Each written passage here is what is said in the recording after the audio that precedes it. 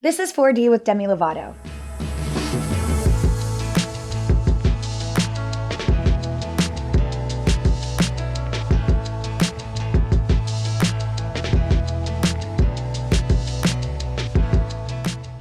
Whether it's combating racism, standing up for trans rights, or responding to the climate crisis, our guest today is here to remind you that you don't need to have all the answers, just the willingness to suit up and join the fight. Jameela Jamil is a writer, actor, host, and advocate. Her community allyship platform, I Weigh, is focused on mobilizing activism and shifting harmful narratives in the process. And their tagline perfectly embodies today's conversation: progress over perfection. Stick around for a conversation with my good friend, Jameela Jamil. The ruby slippers. They're some of the most iconic objects in Hollywood history. A rare collector's item worth millions. And in the summer of 2005, a pair was stolen from the Judy Garland Museum in the small town of Grand Rapids, Minnesota. You gotta be kidding me. All she said was, "They're gone." They were gone for about 13 years, until one day, they mysteriously reappeared. Finally, tonight it wasn't the wizard, but an FBI sting that turned up perhaps the most famous slippers in movie history. And it might sound like that's where the story ends. But actually, it was only the beginning. This is a story that doesn't fade to black. Welcome to No Place Like Home, a documentary presentation of C13 Originals, a Cadence 13 studio. Although the shoes were eventually recovered, there are more questions left than answers. Not just about the ruby slippers, but about Judy Garland herself. Please listen and follow No Place Like Home, available now wherever you get your podcasts. Hello, Jameela. Hi, how are you? I'm so good. It is so good to see your face. It's been way too long. You're one of my favorite people on the planet, actually. And so I figured I'd give you an opportunity to introduce yourself. I like to give my guests the opportunity to describe themselves in whatever way they want. You can get as creative as possible or not. Okay, I think I'm going to stay literal and just say that, hello, my name is Jameela Jamil. I'm one of the more divisive people on the internet. I am an actor, I am a writer, I am a host, and I'm also an advocate for many causes, mostly centering around mental health space. And I think I'm probably more known for my work within the eating disorder space. I have some very strong feelings on diet and detox teas that you may have come across. Oh my God, me too. That's it. No. You're normally so quiet about these things. We both are. We're the most quiet people on the internet. What are you talking about? And just, we're beloved, you know? We're so just loved. Beloved by everyone. Everyone loves us. We're the only two people who have 100% track record of just being adored. Unproblematic faves. We get it right every time. It's crazy, isn't it? Like we shoot and we score, Demi. No mistakes. Touchdown! I feel so lucky. I feel so blessed. You are such an advocate for mental health and eating disorders. Why is that? And what made you want to become outspoken about those things? So I grew up around a lot of very mentally ill people. All my kind of close and extended family members all struggled with severe mental health issues. And so that would be manic depression, bipolar, schizophrenia, severe eating disorders. I saw everything by the time I was about 3 or 4 years old, and I became a care figure before the age of 9 years old. And so I grew up surrounded by people who come from a culture, you know, South Asians just really weren't and kind of still aren't encouraged to talk about our mental health because it's seen as some sort of failure on the part of your family. You know, if you need therapy, then that's a sign that mental illness is so stigmatized over there. So there's something wrong with you. You're an untouchable, and your parents failed you bringing you up. So people stay quiet about these things, and to the point where, I mean, you can't help but as a child start to absorb all of that stress and that pain. And so by a very young age, I myself was sharting, and that's the end of the story. that's perfect. I was starting to show signs of mental illness and didn't recognize them until I was 27 because I'd been so conditioned by my family to be like, no, not me, because I'm strong, quote unquote. That's what I thought not having mental illness was strength. And actually, what I realize now growing older is that almost everyone I've ever met in my life is struggling or has struggled at some point with their mental health. I just want to use my platform and all these gifts that I have to be the person that I didn't have growing up. And I've said this to you many times, but I wish that I'd had you around when I was growing up to look up to, but you're younger than me, sadly, because you were like one of the first people with a huge platform who ever spoke out about these things, about eating disorders, about mental health, about addiction. No one else spoke about these things the way that you did with the candor that you did. You used to always blow me away when I used to interview you. And so you're a massive inspiration of mine to make sure that even if we don't get it right every single time, we do our best to make young people feel less alone in what they're dealing with. Yeah, absolutely. I mean, I feel like I really related to you when I first met you. I was 16 and I was in London, and I remember we exchanged numbers, and I was like, this girl is so dope. I want to hang out with her. It's been amazing to get to know you over the years, but then to be able to like have our friendship evolve into being able to call each other when we're struggling or when stuff is going down on the internet and I feel like the whole world hates me. I'm like, Jameela's in my corner. Totally, but also like we fight. We can fight and get through it in a really grown-up way. That part of our friendship in particular of how we get through debates is one of the things that I value the most about you, where there's such an empathetic approach to each other's like opposing opinion on something. And it's something that is so rare nowadays. Like so much discourse is around point scoring, especially online. And I feel like we always come at everything with each other with our hearts first. Yes. In the hopes of finding an actual resolution. Whereas I feel like very little discourse on the internet now is about finding a solution. It's about point scoring. It's about shaming the other one for not coming at this from the right angle at first. Right. And it's about superiority. And I don't ever feel like that in our friendship. And I really appreciate that. I really appreciate that from you because I look at you as someone who, I mean, I really do look up to you as an activist and advocate for mental health and all these things. So it's funny to me when you're like, I wish I had you growing up. It's like, I'm glad I had you growing up because now I want to be the advocate that you are. And it's so important that we surround ourselves with people who we want to be like or aspire to be like, because it just draws those better qualities out of ourselves. I think in this day and age of the cancel culture, what I think is so impactful is when I may post something or say something, and if it rubs you the wrong way, I love that you can be like, hey, are you okay? Or what did you mean by this? And I can be like, hey, this is where I'm coming from, and we can talk. It's like, that's what we need to have is compassion and empathy for each other instead of you're done because you said something wrong. It's like we're all works in progress. 100%. And look, I think there are huge, tremendous, overwhelming benefits to cancel culture because they are the only kind of real. It's so funny when people talk about freedom of speech being attacked. Ash Sarkar, who's an amazing activist, was recently talking about the fact that actually cancel culture is the only form of free speech that people who don't have money and who don't have power have. Oh, wow. And I think that was such a perfect way of putting it when she talks about the fact that, it's often like the people who are most complaining about cancel culture are powerful, often white, often men, cis straight men who are complaining about cancel culture, or straight, women as well. I think we've seen in the media, and they're complaining about having their voices strangled because they're so accustomed to having always had the mic. Right. But I totally also see where you're coming from, that we don't look at any discourse. Like I think the term is like shadow boxing, when you're just so ready for everyone to have malicious intentions to the point where we no longer know how to separate ignorance from evil. We no longer know how to register whether or not someone is trying to actively harm others or us maybe, or whether they're just a product of their environment. Or maybe they're in pain and they can't see their own pain to understand a constructive way to approach a subject. Yes. And so I think we would all have an easier life, an easier time if we at least tried to give people the benefit of the doubt of maybe just not knowing any better rather than completely knowing what they're doing.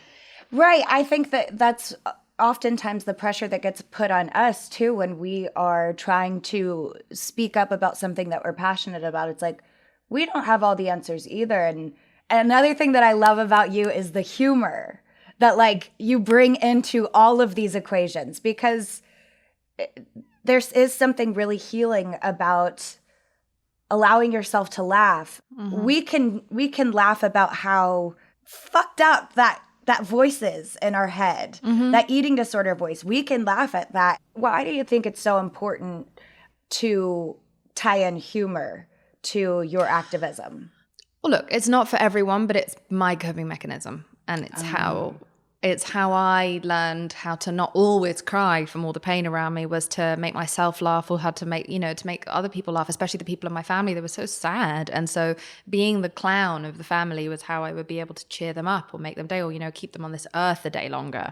And so I think that's my mechanism. And for me personally, I know that the things that have resonated the most with me in my life have been often comedy, because it's the spoonful of sugar that helps the medicine go down. I love learning when I don't even know that I'm learning. I like to make sure that I try, and I'm getting better at this over time, to point out how ridiculous the situation is to people, rather than just preaching at them. Right. Of just making people realize, isn't this fucked up? Isn't this ridiculous that that Photoshop is a norm now? Isn't Facetune ridiculous? Aren't detox and diet drinks and etc. and like mental health, like and racism and all of these different things. I'm not saying that all of these things are funny, but I'm definitely more into pointing out, like, what are we doing? What the fuck are we doing? Right. How are we allowing this? How is anyone justifying this? And I think in mocking those things, or finding the ridiculous in them, sometimes that can be an easier way to get through to someone. Yeah. Especially in such a combative world. Sometimes that's been an easier way in for me. And using humor in particular in my like eating disorder work, like when I made that incredibly disgusting diarrhea video of me pretending to be an influencer selling detox teas. Have you seen this video? No, I need to see it. Oh no, it's so disgusting. I'll send it to you after this. But I made a piss take of, very famous influencers if they did a realistic video of what a diet tea actually does to you. And so I do half of it on the toilet, shitting my heart out, like screaming and shitting at the same time. And that video went viral around the world. It was on the news in Japan, in India, in Australia. It went viral for like 3 weeks and had millions of views. And I managed to get Instagram to no longer show diet and detox products to under 18s, obviously with the help of other charities as well. But that video massively helped. So me being funny and silly about something that I feel very, very seriously about made it travel so much further. And then ended up creating like actual policies globally that helped young people. Right. So I think humor is very helpful. I'll send you that video. You'll never look at me the same way. Okay, I'm so excited. I want to talk a second about working out. I've had such a interesting relationship with exercise and working out. For my whole eating disorder. What you have done is you've reframed working out. You didn't say, fuck exercising, fuck working out. It's too triggering. Like, I have done in the past and I've wanted to do at times. You've actually turned it into, how do we make this fun and shame-free? Why was that important to you? And what did you learn from that? Because I didn't exercise after I got out of the worst of my eating disorder when I was younger. So after the age of 20, I didn't realize I still had an eating disorder. I thought I didn't, just because I was eating a few things a day. I had an eating disorder for a good 20 years. But those first 8 years in particular, I was very, very severely anorexic, and I would exercise almost as a way of purging. I would compulsively exercise. So after reaching my 20s, I realized I was like, I don't have any control over myself. When I start exercising, I use it to immediately see results. I look in the mirror while I'm exercising. I look in the mirror afterwards. I get on the weighing scale the next day. I had such a problematic view of it. And it was impossible for me to see it as anything I do for myself. It was always something I was doing for the approval of others.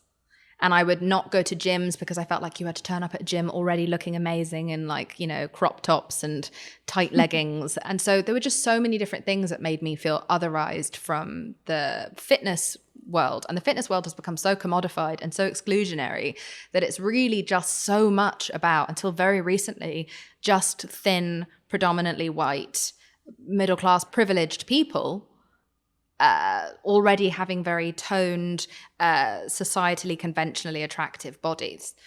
So last year during the pandemic, I started to fall apart. You know, I was really struggling with my mental health. I wasn't leaving my bed. I was, you know, we were all locked inside, and going for walks and starting to find fun ways to exercise was the first way that I started to actually develop a good relationship with exercise, where I realized that the problem for me with exercise is, aside from the many other things I've already mentioned, is that exercise for vanity is very destructive, but also it takes a really long time to see results from exercise. So you just end up eventually just giving up, or you become compulsive with it. When you exercise for your mental health benefits, within 10 minutes of exercising, you get immediate results. You start to feel more in control of your life. You have dopamine rushes. You have endorphins going around your body. Like, you feel less stressed. You feel you're going to sleep better that night. You're going to feel better and more in control. And so once I started to realize that, I was like, okay, fine, that's it. I'm going to re-enter the world of exercise, but this time only for my mind. So no more tight clothes, all baggy clothes, baggy t-shirts, baggy tracksuits, no mirrors. I'm going to have a delicious, sugary snack throughout my exercise to motivate me to do those squats or to do those star jumps. I'm going to try and change the way that my community exercises and get people back into exercise, because it's pushed everyone out. People with disabilities, fat people, brown people, black people, like all different people have been just left out of it because of commercialism and capitalism. So I want to bring all those people back in and be like, we're not doing this to look a certain way for other people. We're doing this to feel amazing right now.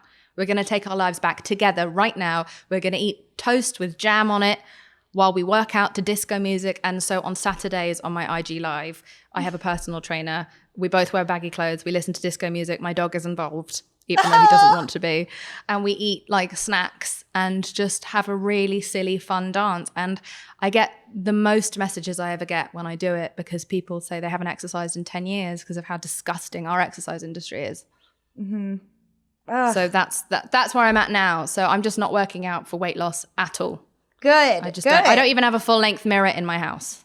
Wow. Okay, so that brings me to my next question. What does your ideal bathroom look like? No mirrors, no scales. What does it look like to you?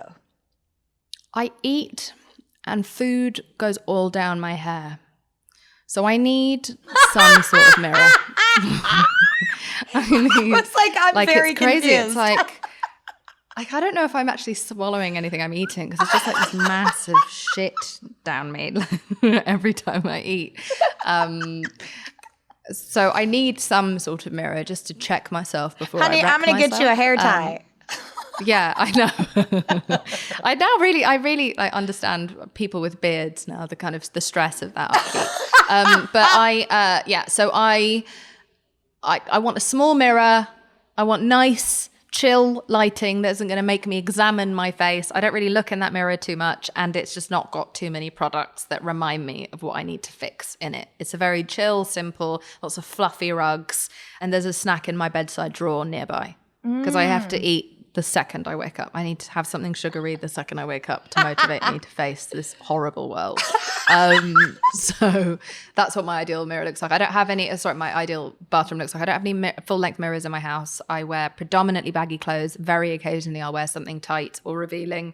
But it's not because I'm trying to make a statement for anyone else. It's just because I'm trying to take back ownership of my body, which has been really hard to do in this industry, because this industry, especially with young people, really scrutinizes us to within an inch of our lives. And as you and I both know, we've spoken about privately many times, it forces us to learn how to scrutinize ourselves, and we become our biggest enemy. Right. And so the baggy clothes for me, whether I'm working out or not, are just a way of me taking ownership back of my body and no longer making it a part of this industry to be able to scrutinize or judge me over. And I can sit however I want and not worry about what anyone else is thinking about me. I'm just comfy. Yeah, I love that. One thing that that helped when I was in treatment for my eating disorder was they didn't have any regular mirrors in the entire facility. They had all funhouse kind of mirrors, so you could see what your makeup looks like, but you couldn't examine your body because it just was distorted. And That's hysterical. Yeah, and it weirdly worked. It worked, and so that's also another idea that that could work for you too. I think, well, it's the same thing when I decided to stop weighing myself. Like, it's really hard to let go of that control. And then when you finally do it, if you can break that habit, I think they say it takes something like 28 days to break a lot of habits. And so after 30 days, I finally woke up forgetting to check what I weigh, forgetting to check in, like, am I allowed to feel good about myself today? Am I allowed to be happy? Am I allowed to eat today? Yeah. It was gone. Like, I'm free of that. And I'm free of looking at myself in the mirror all the day. Now I only look in the mirror first thing in the morning normally to, I don't know, like put on some eyeliner or check that I haven't like spat down myself. Poor James. And then last thing at night to clear the food from my hair and moisturize and exfoliate and shit. That's it. Throughout the rest of the day, there could be a dick on my face and I would have no idea. Like a drawn dick. If there was a real dick on my face, I would like to hope that I'd be aware. I think you would know. I think you would know. Lovely. All good.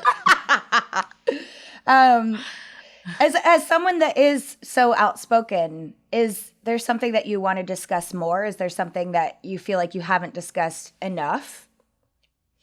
I think the conversation that I really keep coming back to in the last year is the ways in which we particularly demonize women. How hard we are on women in the public eye, be them politicians, being athletes. Look at how hard we have just been on Naomi Osaka as a society, celebrities, of course, royals. We really, really desperately need to recognize, and I think the Britney documentary went some way into highlighting what we did to one individual, but I don't know if we've really recognized that just because not everyone is hounded in such an extreme way as she was in the 90s. It's more pervasive on the internet, and it might not be cameras flashing in our faces all the time, but it's millions of comments or like trending hashtags telling us to kill ourselves or hoping that, that we're over, like the leaving parties for certain people, like the vitriol that people like AOC or Greta Thunberg or you or Taylor or like all these different people have to face online is something that is very gendered, in my opinion, and that's also me saying that I completely see and identify you as non-binary. I'm just saying that up until now, like I think that when people identified you as a woman in particular, that added to the vitriol and this kind of like pattern of we take a woman in society, we put her up on a pedestal, and then we overexpose her to the point where people become sick of her face, and by that point she then becomes primed for smear campaigns, taking her words out of context, creating inflammatory headlines, and then the world by that point is ready to bring her down. And then the way that we enjoy the fall of a woman, the way that we actually go looking for things to bring her downfall, we'll go back 10, 12 years through her tweets or take interviews that she's done as far out of context and make them as inflammatory as possible. The sport that there is around the downfall of the woman. And then we destroy her. We almost make her cancel herself and step out of society. And then we move on immediately to the next. And it's just woman after woman after woman after woman. And before, it used to be harder to spot the pattern because there were so fewer celebrities, so fewer women in politics, so fewer women in sports who were big names. So we would only see this happen once every 5-10 years. Jane Fonda, Princess Diana, all these different people, Gloria Steinem. But now we have so many public figures, so many more women in power. In different sectors of the world. Now it's happening so often, especially, even to these young TikTok stars who are like 16, 17 years old, that we're able to see the pattern and we have to be aware of it, and we have to register that when we offer our algorithms, our clicks, our likes, if we add fuel to the fire, if we participate in these like vitriolic hashtags, we are funding patriarchy. Right. We're funding tabloid culture. We are the new tabloids. TMZ has no power. We are TMZ. Something that you said I just had a visceral reaction to. When you said that we cancel ourselves, that's so true. I think that what people don't realize is that we live in a society that teaches us, you go into the shampoo aisle of a grocery store, whatever, and you go to the men's section and it's like, everything's got sports grips and it's all about like conquering, but then you go to the female side and it's about like fixing your damaged, fragile, broken hair. And it's like, when we live in a society that teaches us we're broken, it's so easy for us to just automatically cancel ourselves. And what people don't realize, if you've dealt with a mental illness or any type of thinking that sends you into a shame spiral, the internet doesn't realize they don't have to cancel us. Totally. No, I agree. It's important to stay accountable for sure and to understand these things. Totally. Because I recognize that I have been in a position that's had the microphone for a long, long time. You know what I'm saying? But yeah, I think it's important to remember that we have so much judgment on ourselves already, having dealt with eating disorders and things like that. And listen, my fear of it isn't like, women who are politicians or women in the public eye, regardless of what they do, if they're a famous activist or a singer or an actor or whatever, we may have mental health issues, and it's incredibly difficult, and it's a very specific kind of pain when the world is like smearing your name, etc. But we have support systems. Yes. We have money for therapy. We have access to help. Yeah. We can step away and still survive. My worry is that kids are watching the way that we talk to each other, the way that we talk about celebrities, the way that we talk about women politicians. Kids are watching and learning this way of talking to each other, of talking about themselves. They are seeing less power in women. They are seeing leadership qualities in women and taking them as a threat or something that's bossy or ugly or bad, but attractive and empowering in a man. They are learning how to bully each other and themselves from what they're seeing play out in a mainstream arena.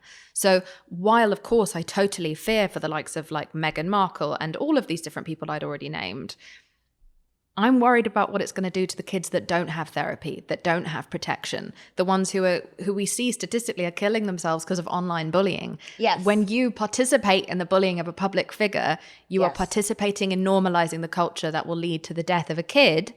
Mm-hmm. And this is not to say don't criticize people, we should. Yeah. But criticize people with an actual end goal to your actions. If you want to call out someone, regardless of what they do, maybe they're a journalist, whatever. If you see that the thing you're calling them out for has already been said 100 times, 1,000 times, maybe 1 million times, why are you adding your same opinion to the masses? Mm-hmm. Why are you piling on? Then it becomes piling on. If you have a new perspective that hasn't been given yet, and you don't see that in the comments, absolutely add it in a polite and like hopeful way, I think. Polite, a constructive way. Yeah.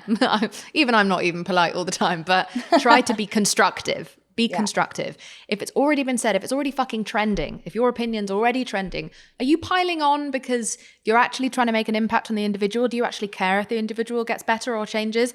Or are you just trying to signal to everyone else, hey guys, I'm on the right side here. Don't worry, I still fit in with the tribe. I'm against that person as vocally as possible. So you can all see that I'm the right amount of like progressive. That's virtue signaling. So add your voice if you think it's actually going to make a difference to someone's perspective. Mm-hmm. Don't add on just to be part of something. Yeah. Oh, that's because true. you're going to do harm, and you're going to continue to normalize this bullying culture that we now see is making a huge impact in high schools. Yeah. You and I both got bullied badly in high school, and that was before social media existed. Yeah. I mean, Can you imagine? I do feel like it prepared me for this life a little bit. Yeah. Which shouldn't be the norm. No, it shouldn't. No. What was it about bullying that changed everything for you? Because for me, it kind of gave me motivation to go after my dreams. And it kind of, I would say it was a huge catalyst for my activism in the beginning. That was the first thing that I ever spoke out about. Being on Disney Channel, I was kind of limited into what I could share about my own stuff. But, I could obviously talk about what was happening to so many people around the country. How did that spark your activism work, and did it? I would say what it did was just make me feel very passionately about never letting anyone else feel as alone as I felt at school, as ostracized, never feeling as bad for being different. And so I think that one way in which it prepared me is that, when I get otherized on the internet or ridiculed on the internet, I have some sort of setting that's prepared for that, where I'm like, okay, I know how to exist as an outlier. I know how to be different and how to keep pursuing what I know is the right thing and will prove to be the right thing in the end. People don't have to understand or like or believe me now. Yeah. In 30 years' time, my work will speak for itself, and I have enough confidence to know that. So I just keep going, and they can have whatever opinion they have. I was also a little dick when I was younger who used to judge everyone. Like, I can't. I was such a fucking troll. You know, I trolled your peers. Like, I don't have a leg to stand on in being trolled. If anything, this is my karma for being such a little bitch on the internet, you know, when I was younger. So I get it. I get being judgy about public figures that you don't know. I don't condone it, and I don't condone my own previous behavior, but I get it. So I'm not here for anyone else's approval. But mostly, I felt really, really sad, and I felt really misunderstood. And so everything I say on the internet is me trying to speak directly to that kid who, you know, who may be out there, who feels misunderstood or alone in their experience, or who's judging themselves because they think they're the only one. I want them to know that I have fucked up way harder than you ever can. I've made more mistakes. I've been more embarrassed. I've done it all, and I'm still here. We both I'm still are. here, and I still have faith in myself to keep growing. Yes. That's the saddest thing about our society, is that we have devalued growth. We don't believe in growth. We don't believe in change. And if you don't believe that another individual is capable of change, then that deep down means that you don't think you yourself are capable of change. The reason I am a progressive is because I believe other people can grow, because I've seen what a little shit bag I was and how I have continued to evolve and become a better and better person every day. Am I perfect? No. But am I working towards it someday, one day when I'm 90? Maybe. But I'm going to, no one can discourage me from growth. Right. And that is something that we need to encourage more in young people today. On my podcast, we had Dr. Deepika Chopra, who explained that the way that your brain remembers information and retains information best is from when you've made a mistake. That's when you do your best learning, where your brain most effectively captures and learns information. Mm-hmm. So if we don't allow people to make those mistakes, small mistakes, harmless mistakes, not serious, harmful, of course, horrifying. Those aren't mistakes. Those are acts of hatred and evil. But when someone makes an innocent mistake, like, we have to give them some chance to like work back from it, because they've just grown, and now we're going to waste that potential by cutting them off and dismissing them and making them feel like it doesn't count for anything. Right. Let's make growth count again. You started an incredibly impactful movement, which I just it's so dope. I want to talk about I Weigh, because I love it. So I Weigh is a movement I started by accident 3 years ago. I saw this picture of the women from the family of the Kardashians, and these are very powerful business women. They have created an unprecedented empire, and there were numbers written across their body, and I was like, I wonder what those numbers were. I wonder if it's their net worth. I am curious. So I clicked on it, and it wasn't. It wasn't their net worth. It wasn't how many awards they've won or how many records they've broken. It was just their weight in kilograms. And once I'd clicked on that image of them, then pictures of you started coming up with your weight written on your, across your body, and then Taylor, and then Selena, and then multiple different women in this industry started coming up with their numbers written across their body. And I was like, all of these girls have done something really amazing and really impressive, and why are there no pictures of men coming up and what they weigh? And actually, you cannot find a group of businessmen or any male celebrity with his weight written across his body. It doesn't exist unless he's a UFC fighter. That's the only time we care what a man weighs. Right. So I just realized, I was like, wow, God, 20 years after I first developed a severe eating disorder, we're still reinforcing the belief system that I had as a 12-year-old, that my worth in this society is defined based on a number on a scale. A number on a scale is still allowed to tell me if I'm allowed to feel good about myself today, if I'm worth anything, if I deserve respect or love or sex or care. It's all determined by this fucking kgs. So I decided to write on Instagram, you know what I weigh? I weigh the sum of my motherfucking parts. I weigh my relationship. I weigh my orgasms. I weigh my bingo wings. I weigh my financial independence, my activism, my friendships, etc. And I posted it on Twitter. I had a very small following at the time. I didn't think it would do anything, and it just went so viral that within 3 days, 10,000 predominantly women had posted back what they weigh in the same kind of format. Oh, And cool. so I started an Instagram account just so I would be able to leave it somewhere because I thought it was just a beautiful moment. And now here I am 3 years later. It's turned into a podcast, a YouTube channel, a company. We now pay for other young activists to platform like their own interview shows. We're a production company and we put out mental health content, and it's become a full movement, and we are working on 3 bills at the moment to protect young people in their mental health. And we have like almost 1.5 million followers of like dedicated young advocates and activists who are all here to learn. And the premise of what I Weigh is, and I feel really passionately about this, is that we're not here to judge you about where you're at. We're not here to make you feel bad about what you don't know about yet. There's enough of that on the internet. Right. We're just really excited that you're here and that you want to learn. And I'm stupid as fuck. And if I can learn, and I'm learning in real time on my podcast from people much smarter than me, and if I can learn, you can come and learn with me, and we will all learn together, and we won't judge each other. We'll just make each other feel really excited about our collective growth. And that's what it is. It's a safe space on the internet for people who want to become advocates, but maybe don't know all of the answers yet, or maybe they haven't met people like the ones that they want to protect. Yeah. Oh, that's so great. That's it. I love that Thanks. you're providing platforms for people to make their own content. That's so incredible. Yeah. So we started doing that last summer, and I pay for the entire company by myself. It all comes out of the wages that I make from TV work.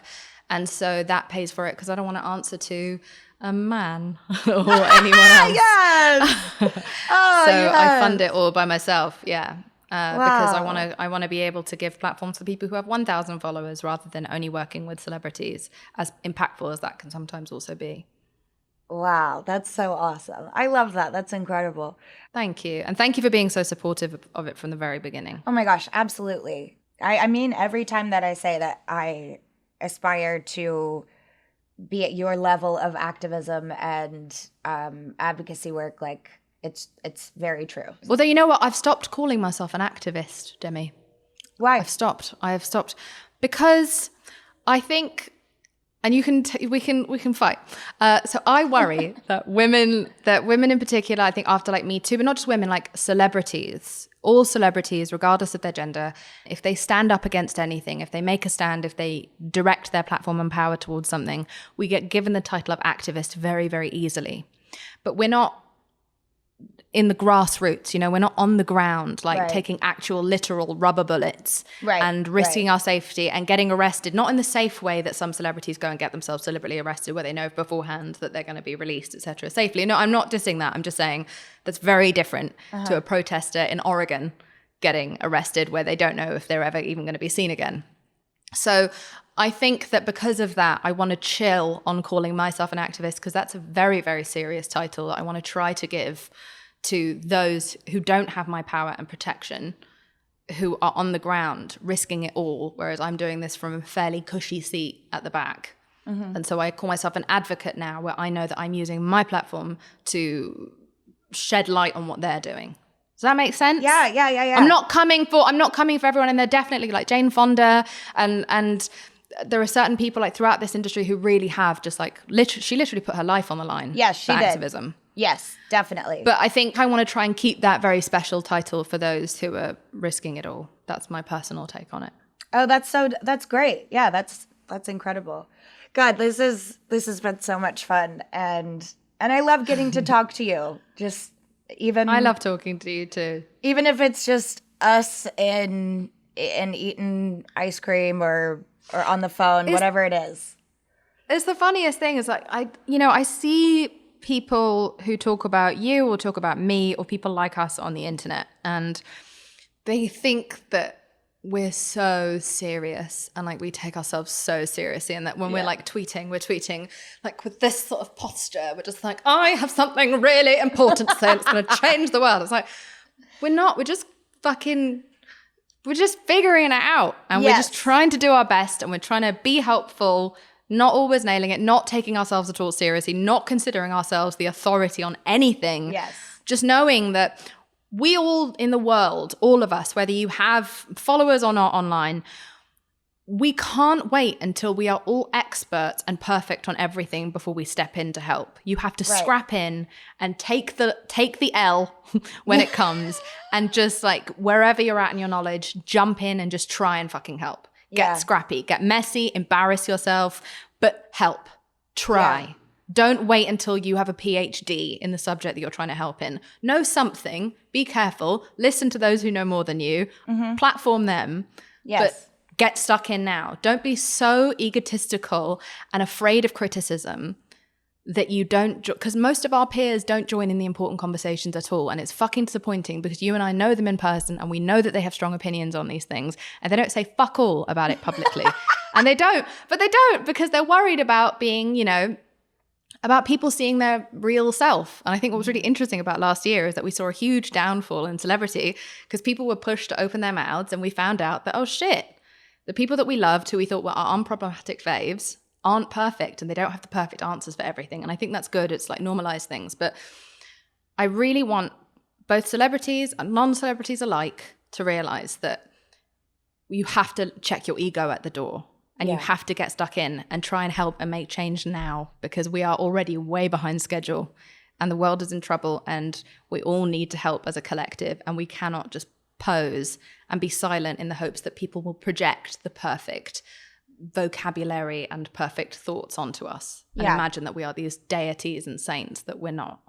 Yeah, no, we're definitely not. You're so chilled and unpretentious and like fun, and one of my favorite people to talk to. Thank you. If anyone can vouch for you not taking yourself too seriously, it's me. Like, you have a great sense of humor about all of this, but also an incredible understanding of compassion and how change can really happen.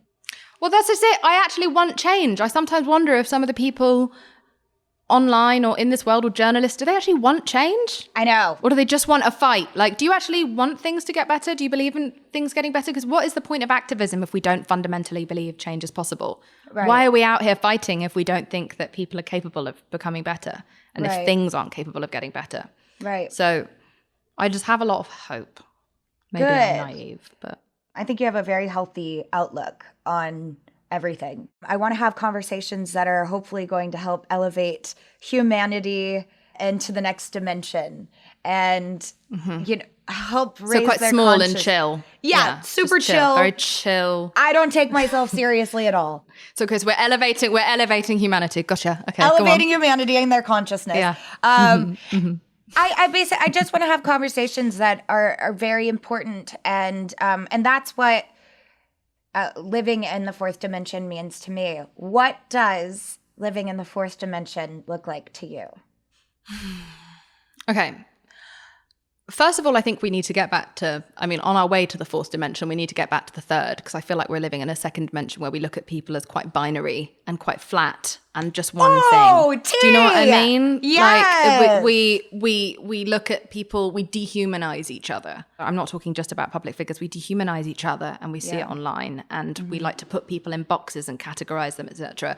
So we need to get out of the 2D just to get back to being human fucking beings. Ooh, because I feel like we're losing our humanity, and we're losing our humanity because we're in pain, because we've been treated so badly, or we're afraid. These things all come from very humane, human places. But I would like for us to first become human beings to each other again, and listen to each other, and stop projecting our own fears or hatred about ourselves onto each other. You know, just start to meet people where they're at. And then I think my ultimate goal to move beyond that as a fourth dimension. Let me think. For me, and this isn't a particularly profound answer, but it's us making mental health the priority of our world.